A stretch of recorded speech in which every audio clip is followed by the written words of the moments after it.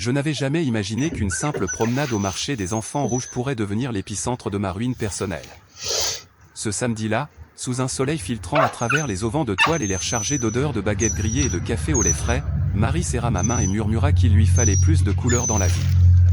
Moi, Jean, ingénieur à l'école centrale, je ris et pensais que ce n'était qu'une de ces conversations légères sur le stress du quotidien. Je ne savais pas encore que, quelques semaines plus tard, ces mêmes parfums me retourneraient l'estomac de rage. Tout avait commencé innocemment, comme un coq au vin mal assaisonné, mais s'était vite mué en un festin de mensonges que j'allais devoir avaler ou recracher. Je me souviens avec une clarté douloureuse de cet après-midi où Marie insista pour aller au food market sur les quais de la Seine, près du pont des Arts. C'était un de ces événements qui surgissent dans la ville les week-ends, avec des food trucks alignés comme des soldats dans une bataille de saveurs, vendant des galettes complètes aux burgers artisanaux auvergnats. Nous deux, mariés depuis 7 ans, sortions d'une période tendue, moi plongé dans des projets à l'université, elle graphiste freelance, courant après des délais qui nous laissaient épuisés. Allons nous détendre, Jean, mangeons quelque chose d'inhabituel, dit-elle, les yeux pétillants d'une excitation que je n'avais pas vue depuis des mois. J'acceptais, bien sûr, après tout, qui résisterait à une gaufre chaude après une semaine de rapport? Nous arrivâmes en métro, bondés comme toujours sur la ligne 1, et le marché bouillonnait déjà. Famille avec enfants courant partout, couple dansant au son d'un accordéon jouant une valse musette improvisée, et l'odeur de moules marinières se mêlant à celle de ratatouille fumée. Marie s'arrêta devant un food truck bleu délavé, nommé « Saveur de rue » en lettres irrégulières. Le propriétaire, un grand gaillard souriant nommé Lucien, j'apprendrai son nom plus tard, servait des portions généreuses de crêpes croustillantes, de celles qui font oublier le monde. « Et c'est ça, mon amour », m'encouragea-t-elle, en mordant une avec un gémissement de plaisir qui me fit rire. Il lui fit un clin d'œil en emballant une autre portion, et je n'y pensais rien, c'était juste la sympathie d'un vendeur.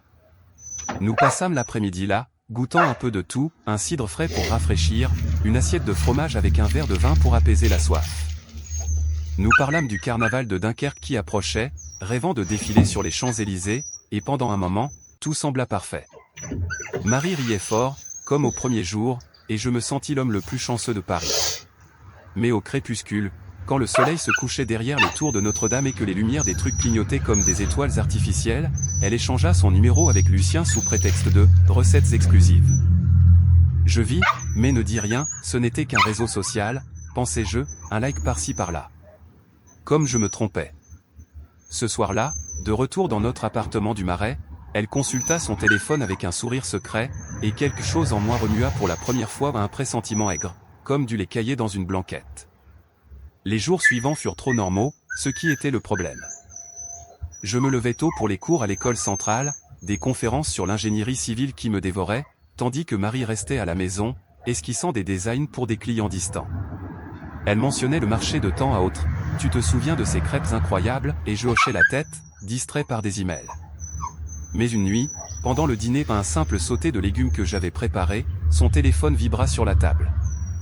Elle le saisit vite, riant d'un message, et je demandai nonchalamment, « Qui est-ce » ? « Oh, juste une collègue du boulot, mentit-elle, et l'air entre nous devint lourd comme un orage d'été. Je ne la confrontais pas, au lieu de cela, je commençais à remarquer les sorties, pour s'inspirer, toujours le samedi, toujours au même endroit. Le marché devint son refuge, et moi, l'épouse aveugle, je continuais ma routine. Jusqu'à ce qu'une semaine plus tard, je décide de la suivre.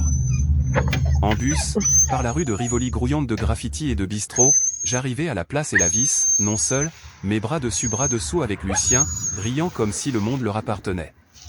Mon cœur s'arrêta, et là, au milieu du brouhaha des clients et du son d'un accordéon au fond, la trahison se révéla nue et crue. Je me cachai derrière une pile de caisses vides, regardant tandis qu'ils échangeaient un baiser rapide, de ceux qui promettent plus. Je rentrai chez moi en silence, le goût de bile en bouche, jurant que cela ne finirait pas ainsi. Les semaines suivantes furent un tourment déguisé en normalité. Je maintenais la façade à la maison, je préparais le petit déjeuner avec des croissants croustillants et du camembert, embrassais Marie sur le front avant de partir pour l'université, où j'enseignais les structures durables dans les gratte-ciel parisiens. Mais au fond de moi, je bouillonnais comme une casserole de cassoulet oubliée sur le feu. Je commençais à enquêter sur Lucien en secret, sur l'ordinateur du bureau à l'école centrale pendant les pauses. Il était de Provence, un Provençal pur jus qui avait migré vers la capitale pour des opportunités, ouvrant son food truck 2 ans plus tôt avec un prêt modeste. Les « saveurs de rue » étaient sa fierté, un petit commerce fidèle, fréquenté par des étudiants de la Sorbonne et des familles du quartier. Ses posts Instagram photos de plats fumants, stories avec de la musique de Mistral au fond ont montré un homme charismatique, de ceux qui conquièrent avec un sourire et une anecdote drôle sur le festival de Cannes. Et Marie, elle apparaissait en filigrane, un like ici, un commentaire sur « les meilleures crêpes de la ville », là. Je ne dormais plus. Des nuits blanches, revivant cette scène sur la place, imaginant les ensembles dans des recoins cachés du marché, peut-être dansant collés serrés au son d'un air de Java que les trucs diffusaient parfois. Je décidai de la confronter, mais le moment n'était jamais bon, soit elle rentrait tard de réunion, soit je revenais épuisé d'une conférence sur la mobilité urbaine. Un après-midi, cependant, pendant la fête Dieu, cette procession colorée qui paralyse le centre avec des tapis de fleurs, je l'acculai dans la cuisine. « Marie, que se passe-t-il vraiment ?» demandai-je, la voix basse pour ne pas réveiller les voisins. Elle cligna des yeux, surprise, et nia tout, rien, Jean, juste le stress du travail. Mais ses yeux dévièrent, comme toujours quand elle mentait sur des délais en retard. Je n'insistais pas, au lieu de cela, je commençais à planifier. Pas une vengeance aveugle, mais quelque chose de calculé, comme une équation que je résolvais en cours. D'abord, j'observais son affaire de plus près. Je me rendis au marché déguisé en client anonyme, commandant des portions et discutant avec Julien, l'aide de Lucien, un gaillard maigre de Bretagne qui racontait des blagues sur le rugby de Toulon. Le patron est un nain en cuisine, mais il oublie parfois les normes, rit Julien, en servant une portion de fruits de mer norme. Ce mot résonna. Contrôle sanitaire, inspection routinière au Paris est stricte là-dessus, surtout lors d'événements de rue. Pendant ce temps, la romance de Marie et Lucien fleurissait à mes dépens. Elle commença à manquer nos dîners familiaux du dimanche, prétextant une « inspiration créative » dans son atelier. Je la suivais en taxi maintenant, les voyant marcher le long des Champs-Élysées, mains enlacées, s'arrêtant dans un bistrot pour des kirs au cassis bourguignon. Une fois, j'entendis des bribes de conversation, lui parlant d'étendre le truck à Lyon, elle rêvant de quitter le freelance pour quelque chose de plus libre. Libre. Le mot me tailladait comme un couteau aiguisé dans un gigot. À la maison, nos conversations devinrent des monologues sur ma journée à l'école centrale, tandis qu'elle répondait distraitement, consultant son téléphone sous la table. L'apogée survint un vendredi soir, après un match de l'OM à la télé au moins hurlant des buts seul sur le canapé, elle absente. Elle rentra à l'aube, sentant la fumée de marinière et la culpabilité. « Où étais-tu » demandai-je, et pour la première fois, je vis des larmes dans ses yeux. « Avec des amis, Jean, je le jure. » Mais je savais. Je savais que c'était avec lui, dans un hôtel discret près de la Seine. Ce matin-là, pendant qu'elle dormait, je pris son téléphone mot de passe ancien, notre anniversaire et vis les messages, cœur, plan pour la fête de la musique, promesse d'un avenir sans moi. Mon monde s'effondra pour de bon, mais au lieu de pleurer, j'appelai un contact ancien à la mairie, un camarade de promotion nommé Charles, qui travaillait au service d'hygiène. « J'ai besoin d'un service, dis-je, la voix ferme. » Le plan commençait là, subtil comme une brise aux Tuileries, mais destiné à devenir ouragan. Avec le plan en tête, je m'immergeais dans une routine double. Le jour, le professeur dévoué à l'école centrale, expliquant à des élèves comme Claire et Sophie, aux 2 filles curieuses de Normandie rêvant d'architecture durable, les défis de l'urbanisation dans des métropoles comme la nôtre. La nuit, le détective amateur, cartographiant les faiblesses de l'empire de Lucien. Son food truck opérait au bord du gouffre. Lors de visites déguisées, je vis comment il stockait les ingrédients dans des glacières improvisées, oubliant les étiquettes de péremption, ou comment le gaz de la cuisinière fuyait parfois une odeur suspecte. Rien de grave, mais assez pour qu'une inspection rigoureuse tourne au chaos. Mon contact, Charles, était marié à une cousine éloignée, et pour une bouteille de cognac millésimé que je lui offris lors d'un déjeuner à la cantine de l'université, il accepta accélérer, une dénonciation anonyme. Ce sera discret, Jean, mais efficace, promit-il, tandis que nous mangions une bouillabaisse au marché d'Aligre.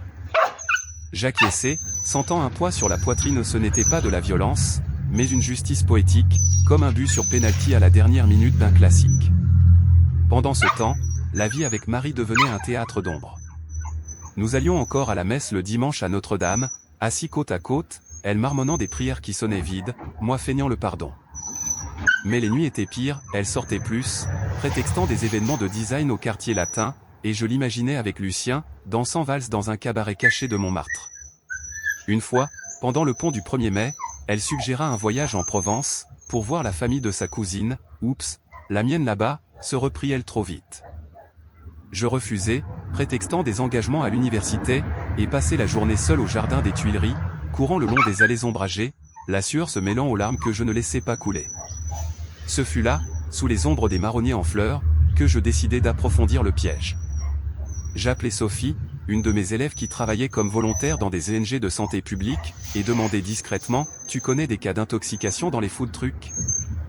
Elle cita des statistiques récentes, rien de spécifique, mais assez pour que je forge une dénonciation, avec des détails plausibles, un client fictif se plaignant de maux de ventre après avoir mangé aux saveurs de rue. Je l'envoyai par email anonyme au service d'hygiène, en copie à Charles.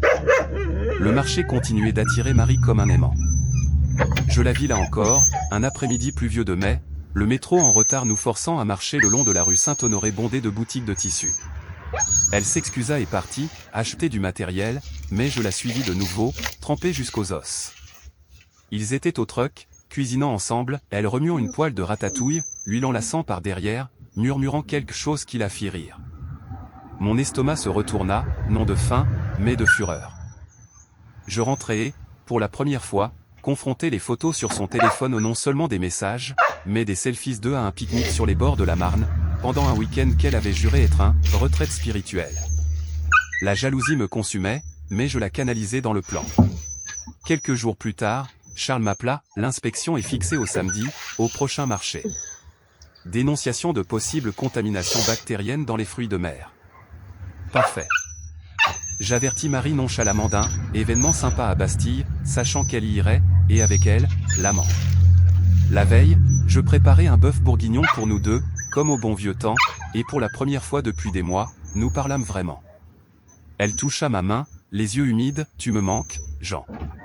Je souris, ravalant l'amertume, et pensais, « Tu vas me manquer plus encore ». Le samedi approchait, et avec lui, le premier coup.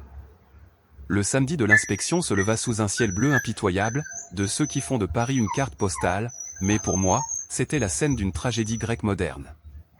Je sortis tôt de chez moi, disant à Marie que j'allais à l'école centrale régler des détails de thèse, et pris un Uber jusqu'à la place de la Bastille.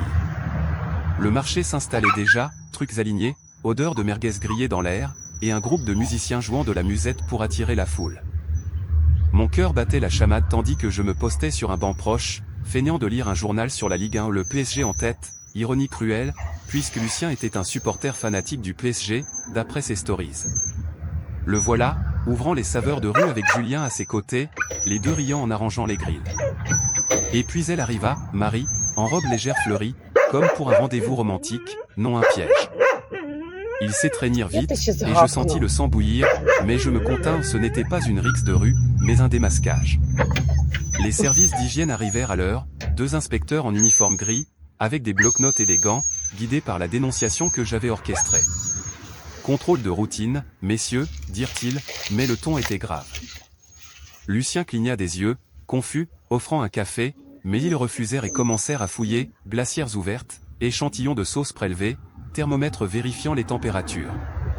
Julien bafouilla quelque chose sur « tout en ordre, patron », mais le climatiseur du truck bourdonnait faiblement, et une glacière de coquillages montra une date de péremption dépassée au détail que j'avais aidé à planter lors d'une visite nocturne anonyme, en échangeant les étiquettes. Marie, qui aidait au service, se figea en voyant les inspecteurs, ses yeux croisèrent les miens une seconde, au milieu de la foule, et la panique dans son regard fut comme un coup de poing. Elle sut, à cet instant, que j'étais là, assistant à l'effondrement du château de cartes. Lucien protesta poliment, « C'est une erreur, les gars, mes crêpes sont impeccables. » Mais les inspecteurs scellèrent les échantillons et émirent une notification préliminaire, fermeture temporaire pour risque sanitaire. La foule murmura, clients réclamant des remboursements, et un groupe d'étudiants de la Sorbonne lit ironiquement, mes élèves filma tout pour les réseaux. Je m'éloignai avant qu'elle ne me voie de nouveau, le cœur cognant comme un tambour de fanfare. De retour à l'appartement, j'attendis son arrivée. Des heures passèrent, son téléphone sonna sans relâche, mais elle ne répondit pas. Quand elle entra enfin, pâle comme un fantôme au carnaval de Paris, j'étais dans le salon, une tasse de café froid à la main. « Que as-tu fait » Jean, murmura-t-elle, des larmes coulant. Je me levai lentement, la voix calme, j'ai vu ce que vous m'avez fait. Maintenant, le monde voit ce que vous êtes. Elle nia, cria que ce n'était qu'une distraction, qu'elle m'aimait, mais les preuves sur son téléphone que j'avais imprimées et posées sur la table la firent taire. Messages, photos, plan de fuite en Bretagne à la fin de l'année.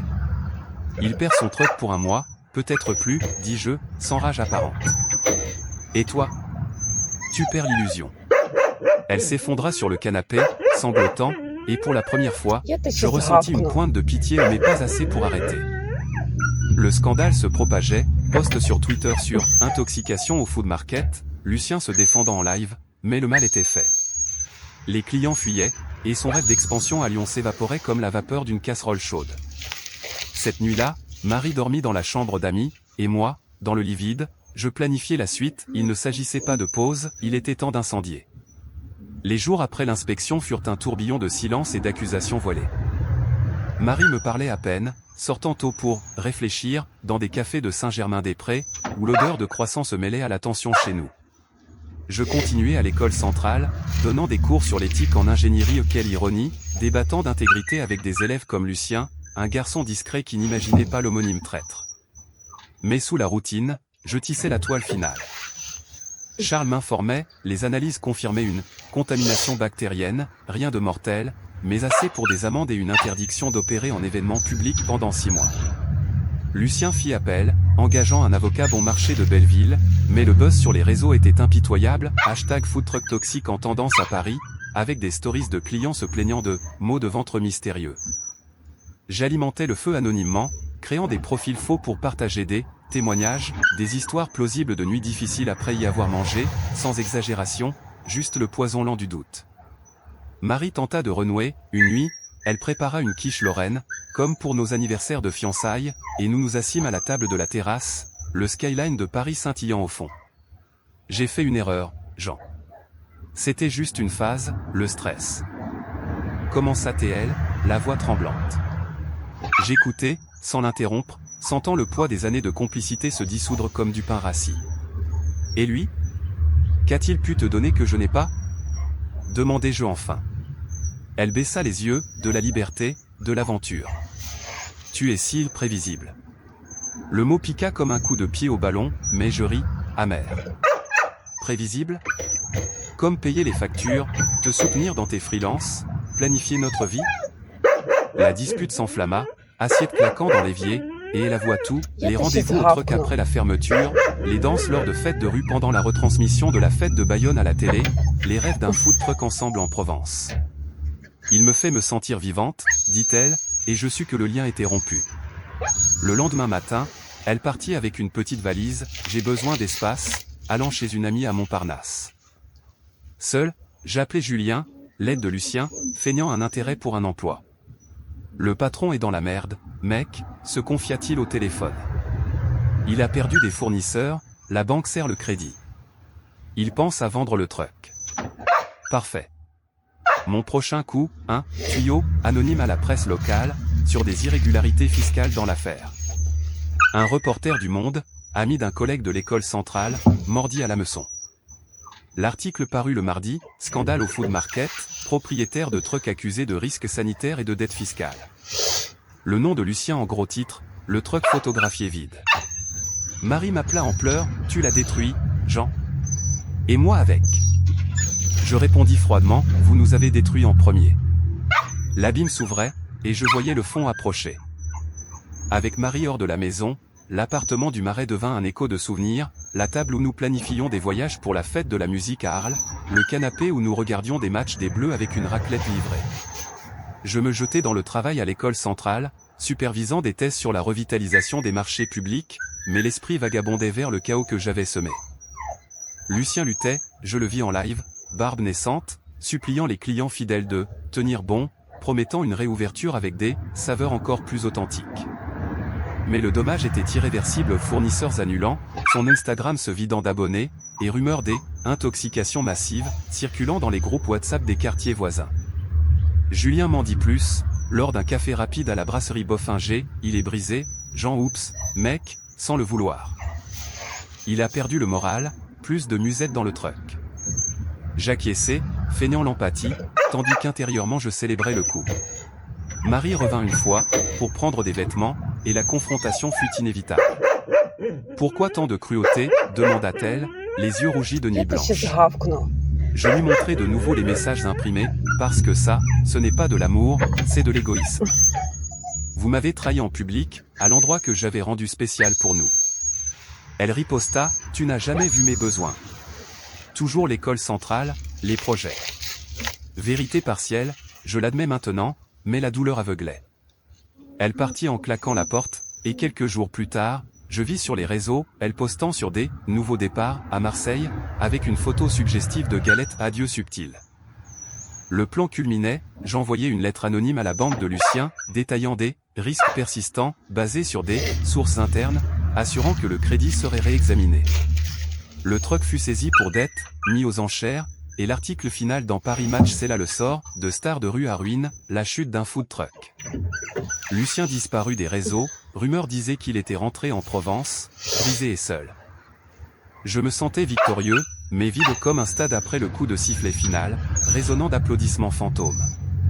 Une nuit, pendant la fête de la Saint-Jean à l'école d'un neveu, avec des farandoles dansant au son de cornemuse, je reçus un message d'elle, tu as gagné, mais perdu tout. Je l'effaçai, mais sus que la vraie bataille était finie. Le cycle se refermait, et l'aube apportait le prix de la vengeance. Des mois passèrent comme une averse d'été à Paris, intense, mais laissant l'air plus pur.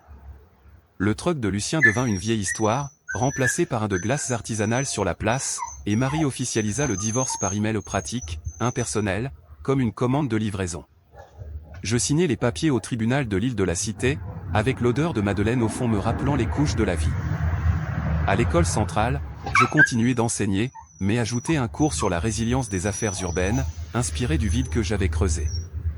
Ce n'était pas de la fierté, c'était une catharsis, la clôture d'un chapitre écrit à l'encre de jalousie. Un jour, inattendu comme un but en ciseaux, je reçus une lettre de Provence.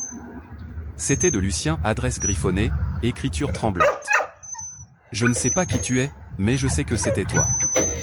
J'ai tout perdu, le rêve, la femme que j'aimais, la confiance dans la rue qui m'a accueilli. Mais j'ai appris, la cuisine unie, elle ne détruit pas.